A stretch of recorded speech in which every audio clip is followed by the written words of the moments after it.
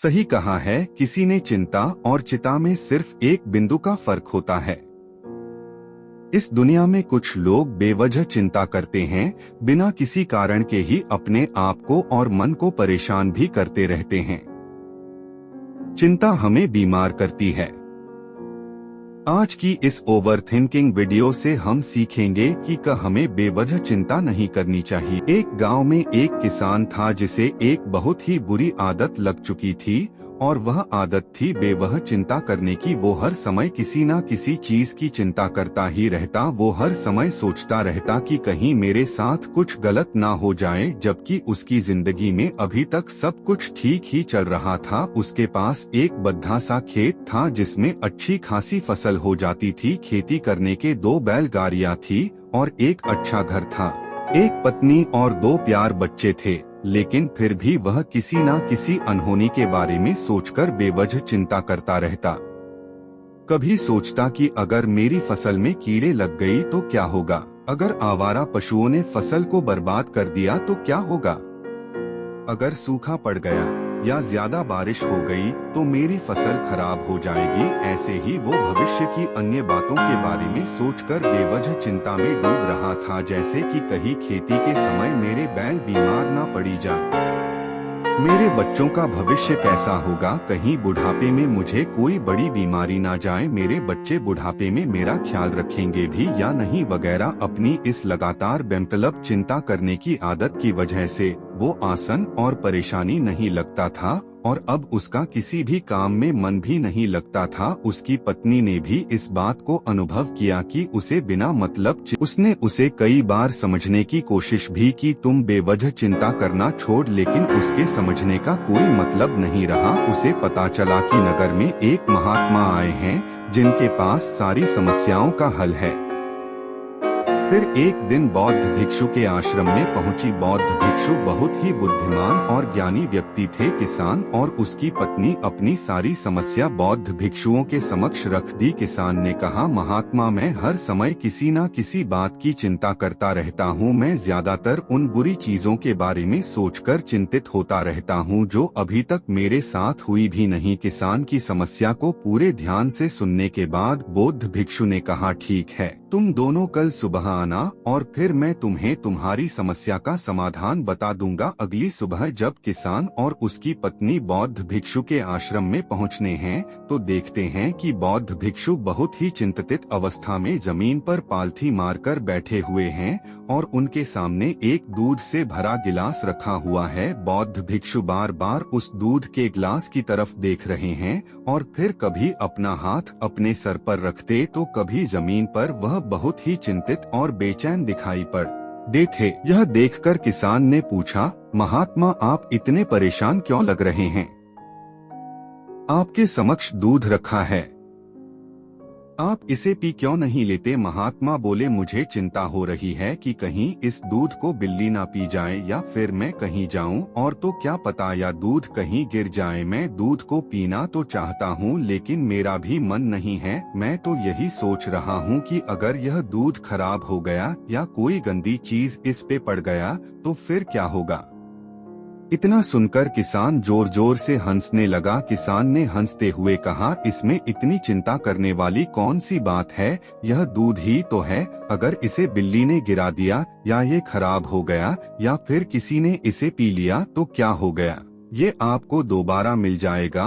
और वैसे भी आपका चिंता करना बेकार है कि ना तो अभी इसे बिल्ली ने गिराया है, ना ही खराब हुआ है और ना ही अभी इसे किसी ने पिया है, और हो सकता है कि भविष्य में ऐसा हो भी ना। किसान के मुंह से यह बात बौद्ध भिक्षु मुस्कुराए और बोले, मैं भी तो तुम्हें ही यही समझने का प्रयास कर रहा हूँ कि भविष्य की उन घटनाओं की चिंता करना व्यर्थ है जो अभी हमारे साथ हुई ही नहीं और बहुत बड़ी संभावना है कि वो कभी होगी भी नहीं, और अगर हो भी गई तो जिस चीज को तुम एक बार हासिल कर सकते हो उसे तुम दोबारा भी हासिल कर सकते हो और अगर नहीं कर पाए तो कोई बात नहीं, क्योंकि समस्याओं के आने के साथ ही उन समस्याओं का सामना करने की हिम्मत भी अपने आप ही आ जाती है। यह बातें सुनने के बाद किसान को लगा जैसे किसी ने उसके गाल पर एक थप्पड़ मारकर उसे नींद से जगा दिया हो। उसे महसूस हुआ कि वो भी तो यही गलती कर रहा है, वो भी तो भविष्य की उन घटनाओं के बारे में सोचकर चिंतित हो रहा है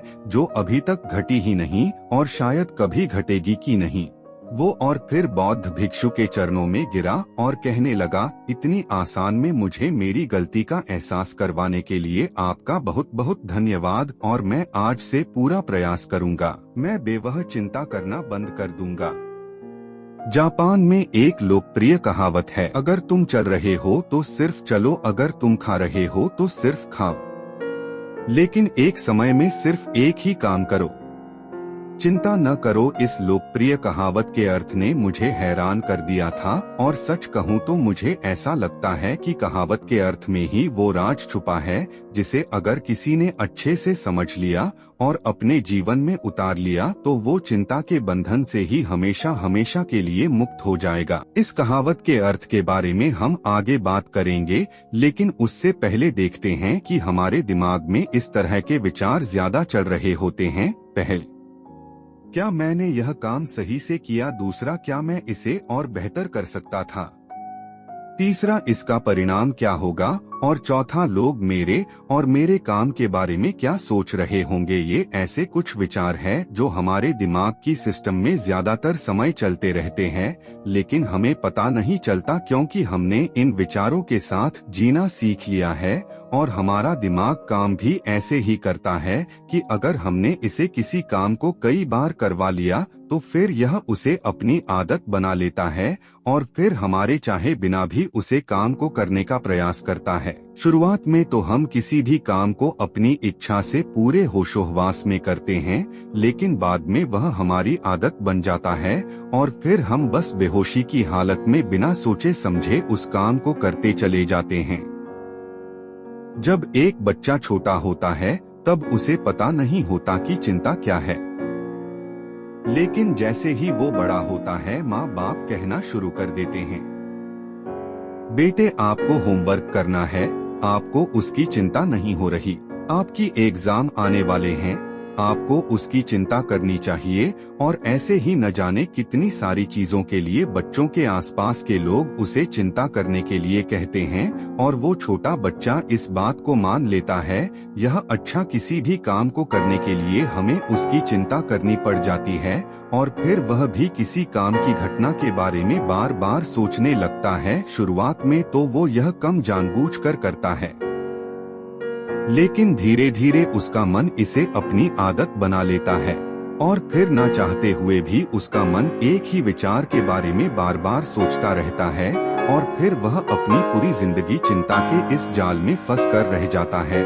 लेकिन अब प्रश्न यह उठाता है कि इसका समाधान क्या है? तो इसका समाधान है ऊपर बताई गई जिन कहावत का अर्थ यानी जागरूकता। हमें अपने विचारों के प्रति जागरूक होना पड़ेगा। हमें थोड़ी देर रुककर इस बात पर ध्यान देना होगा कि कहीं हम ना चाहते हुए भी एक ही घटना के बारे में तो बार बार नहीं सोच रहे हैं। हमें पूरी जागरूकता के साथ यह देखने का प्रयास करना होगा कि पूरे दिन हमारे अंदर इस तरह के विचार उठाते रहते हैं। अब आप पूछ सकते हैं, केवल जागरूकता क्या करेगी? मैं कहता हूँ यह काफी है। यह मन को शांत करने के लिए पर्याप्त है, मन को अपने स्वभाव का एहसास करने के लिए पर्याप्त है और जीवन में जागरूकता लाने का सबसे आसान तरीका है ध्यान करना। ध्यान करने के दौरान अपने विचारों पर ध्यान देना, और जब आप पूरी जागरूकता के साथ अपने विचारों पर ध्यान देना शुरू कर देंगे तब आप पाएंगे कि आपके मन में चलने वाले गैर जरूरी विचार एक एक करके अपने आप ही गायब होना शुरू हो जाएंगे और फिर आप एक आनंदित और शांत जीवन अनुभव कर पाएंगे। वीडियो देखने के लिए धन्यवाद।